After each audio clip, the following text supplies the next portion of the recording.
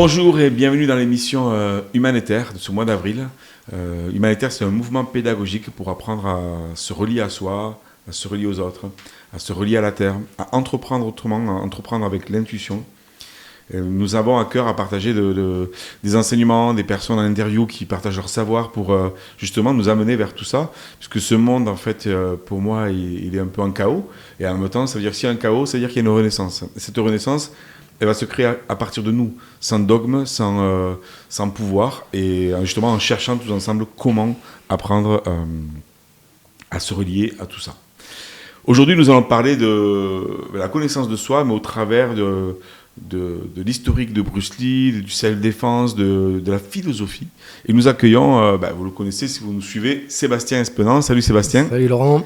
Ça va ? Bien et toi ? Ouais, merci d'être là encore aujourd'hui. Merci encore. Tu vas nous parler de Bruce Lee, de sa philosophie, de ce que tu fais. Ouais, avec plaisir. Ouais. Donc toi, pour le rappel, c'est que tu es thérapeute, tu fais de la réflexologie. Voilà, l'énergétique de l'hypnose et de la sophrologie. Voilà. Donc énergétique et hypnothérapeute. Voilà, et en même temps, tu es enseignant de Jeet Kune Do, donc l'art martial que Bruce Lee a créé, et de self-défense que tu t'es formé avec Robert Paturel. Tout à fait. Voilà. Une référence dans tout ça. Une sommité en France et même internationale, qui est donc Robert Paturel, lui, qui est ancien négociateur du RAID, qui a fait toute sa carrière police, et qui a amené tout ce qui est TONFA, donc le bâton, bâton de police, c'est lui qui l'a ramené des États-Unis, et notamment de Los Angeles. Et donc toi, c'est assez complet, c'est qu'en fait, tu vas autant... parce que tu es enseignant Qigong aussi, donc tu vas autant apaiser le corps, autant tu vas aussi apprendre à protéger la personne, à se protéger, autant tu vas apprendre aussi à revenir à soi, quoi. L'intérêt depuis tout jeune, ce qui m'avait marqué, c'est sur des livres. J'avais lu que en Asie, notamment en Chine, ils ne séparaient pas en fait tout ce qui était interne ou externe. Nous, on a la faculté et le vouloir de séparer la partie interne et la partie externe.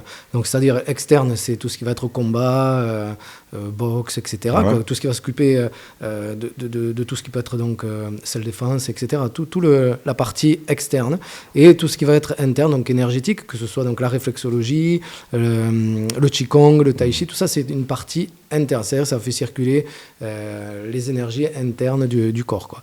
Et notamment en voyant ce livre en disant, qui disait que en fait ça ne se sépare pas, c'est-à-dire que quelqu'un qui pratique l'interne pratique également de l'externe. Donc ça m'avait marqué et j'ai fait mon chemin là-dedans. Alors j'ai pris, puisque nous ici c'est quand même peut-être plus complexe, j'ai pris des personnes qui travailler essentiellement à l'externe, donc notamment Robert Paturel qui est sur le self-défense, lui c'est du pratico-pratique. Voilà, il n'y a pas de... Non, là il n'y a pas d'interne, c'est voilà. On y va direct. Exactement. Mais j'avais besoin moi d'avoir des personnes comme ça qui m'enseignent tout ce qui était quand même efficacité externe. Ouais. Et également donc la pratique interne du Tai Chi, de la méditation, du Qigong, notamment. Je trouvais ça important aussi pour la médecine chinoise, qui était importante. Ouais.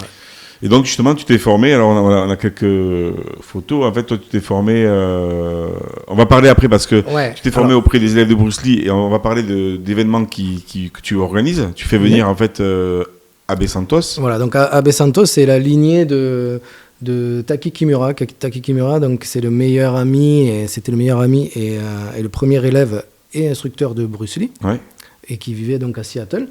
Donc Abe Santos, c'est l'élève le plus haut gradé et celui qui développe en fait la continuité, la lignée de Bruce Lee, Taki Kimura. Ouais, parce qu'il y avait Bruce Lee, Taki Kimura et Abe Santos qui est maintenant aux États-Unis. Il vient chez nous une fois par an, ça va faire maintenant plus de 15 ans. Ouais. Ça fait 15 ans qu'il vient nous voir pour nous donner son apprentissage. Ouais, c'est super. Donc il vient au mois d'avril, je crois, 26 avril. Mois d'avril, ouais, tout à fait. Fin avril, 26 et 27 avril, pour un stage à Pibrac, à côté de Toulouse. Un stage à Pibrac donc ouvert à tout niveau, débutant jusqu'au confirmé. Et on va voir un peu donc, les bases du Junfan Kung Fu, donc le début de l'apprentissage de Bruce Lee jusqu'au Jeet Kune Do, quoi. Ouais, d'accord, donc c'est vraiment, il enseigne tout ce que lui il a appris par rapport à ce que Bruce Lee a enseigné à Taki Kimura. Exactement.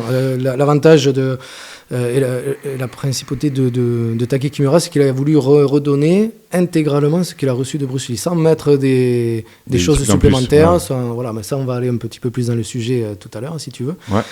Mais voilà, Taki Kimura, ça a été en fait l'enseignement vraiment comme Bruce Lee le voulait.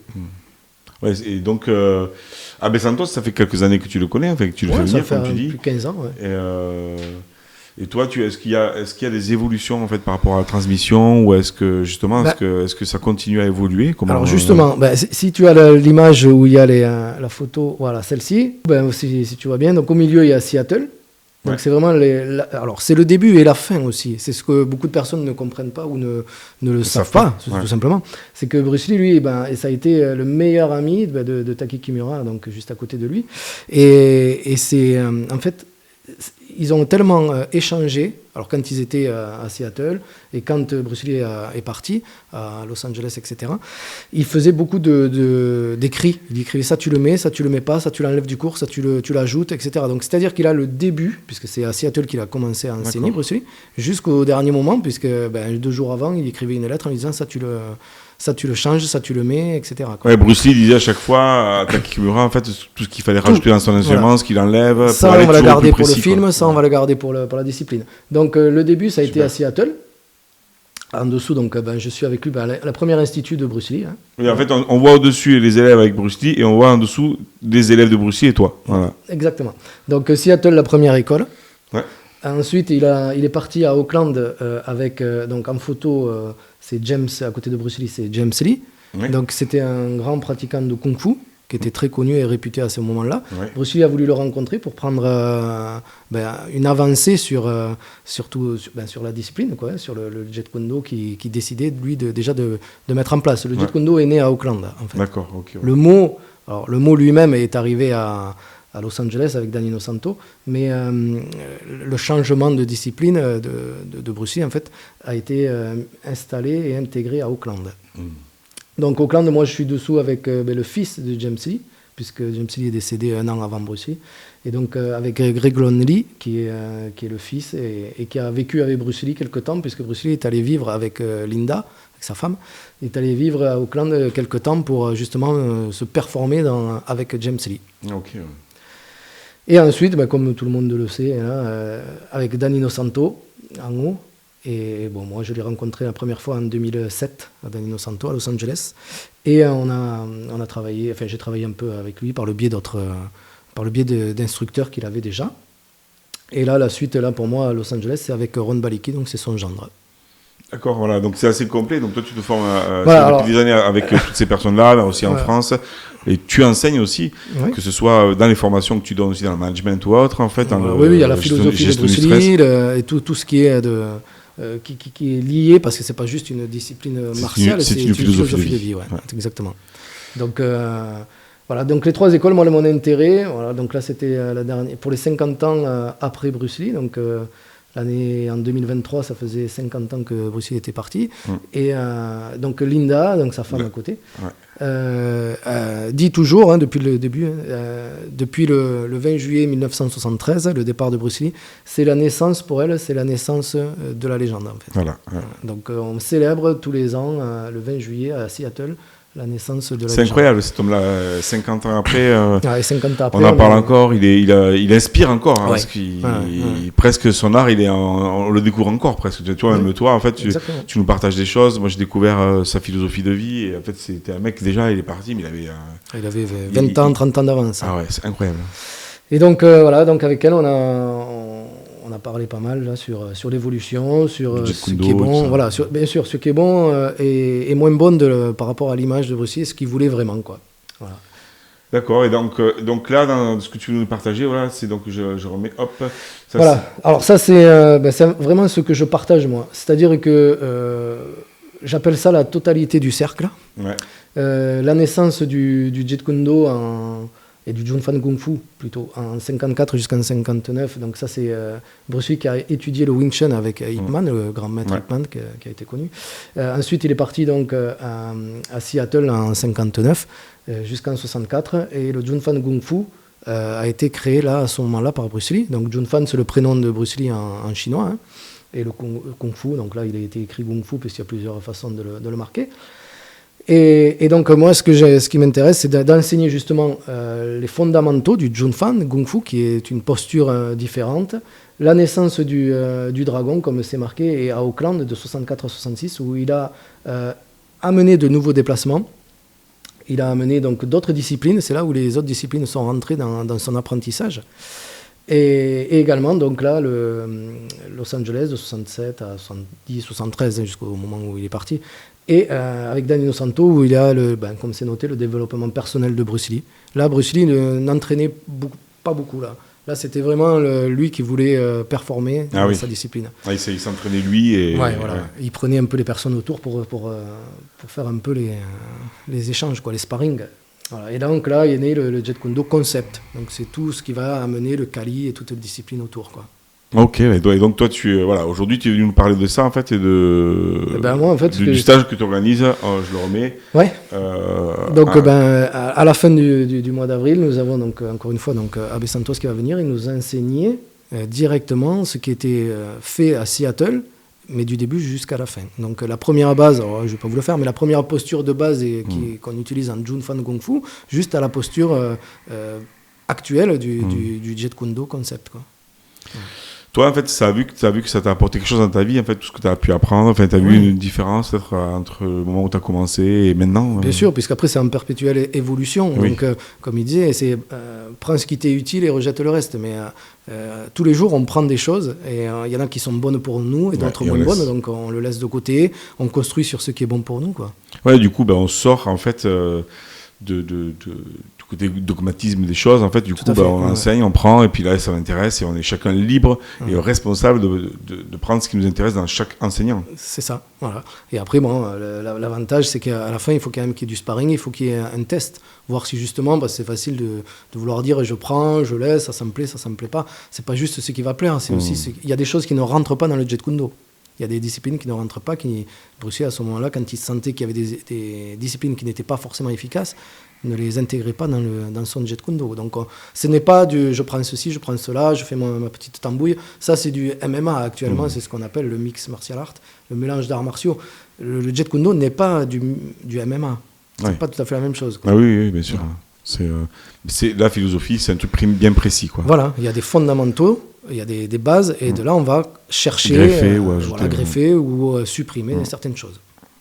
Mais merci Sébastien. En tout cas, si ça vous parle, n'hésitez pas à commenter, à liker, voir est-ce que ça vous parle. En fait, le Jeet Kune Do, est-ce que vous connaissez l'histoire de Bruce Lee? Est-ce que vous saviez qu'il était philosophe aussi? Voilà, si vous voulez avoir des informations sur Sébastien, sur ce qu'il fait, que ce soit autant en tant que thérapeute que formateur ou enseignant, vous avez son site, le Tao de l'Art Ultime, en dessous. Allez voir, n'hésitez pas à prendre rendez-vous avec lui. Toi, tu reçois aussi au sud de Toulouse, mais tu te déplaces dans la France entière pour aller donner des cours de Jeet Kune Do, de self-défense, et de stages, et des formations, gestion des conflits, gestion du stress. Et pour ça, tu es aligné, c'est exceptionnel. Alors n'hésitez pas vraiment à regarder tout ce qu'il fait parce qu'il y a assez d'informations pour demander ou de la formation ou des stages. Même tu fais aussi d'ailleurs des stages de bol tibétain, des trucs comme ça aussi. Oui, tout ce qui est énergétique. Ouais, pour moi, c'est l'interne, mais après, on parle aussi de Jeet Kune Do dans les bols tibétains, par exemple. Ça paraît fou, mais il y a de la philosophie derrière, quoi. Ouais, parce que du coup, tu as ce côté, les 3 A. En fait, tout à fait, anticiper, agir, apaiser. Ouais. Donc, c'est valable sur toute pratique, et au quotidien. Qu'est-ce que j'anticipe? Quand je suis dans l'action, comment j'agis? Et après, l'apaisement, alors ça va être plutôt sur des gestions de conflits surtout, hein, mais l'anticiper, l'action dedans, et après l'apaisement de la situation. C'est complet. Puis moi, je connais bien Sébastien, donc je vous dis, c'est complet. Donc si vous avez envie, en tout cas, d'aller faire un stage de Jeet Kune Do avec Abe Santos et Sébastien aussi, mais Abe Santos qui vient spécialement des États-Unis, qui est, je vous rappelle, le descendant de Bruce Lee, en fait, dans son art. C'est le 26 avril, on va mettre toutes les informations en dessous. Et si vous voulez avoir d'autres stages avec Sébastien ou thérapeute ou autre, vous avez le Tao de l'Art Ultime en dessous. Et on prend rendez-vous et puis on va profiter de tes enseignements. Exactement. Merci Sébastien. Est-ce que tu avais une chose à donner où on est bon? Non, là, aujourd'hui, on a fait un peu le tour. Donc, n'hésitez pas. Alors ça fait un peu l'écart, le grand écart entre quand on parle de bol tibétain ou de défense urbaine ou de Jeet Kune Do, mais tout se relie en fait. Ben, comme tu l'as dit dès le départ, pour moi en fait ça ne fait pas le grand écart puisque comme tu l'as dit, c'est en Asie, l'art interne et externe ne sont pas séparés. Et toi c'est vrai que tu vas autant apaiser avec les bols tibétains qu'aller se défendre si jamais il y a besoin. C'est toute une question de posture. Voilà. Exactement. Ben, merci Sébastien. Merci, Laurent. On vous dit à très vite sur les prochaines émissions de Humanitaire et viva la vida.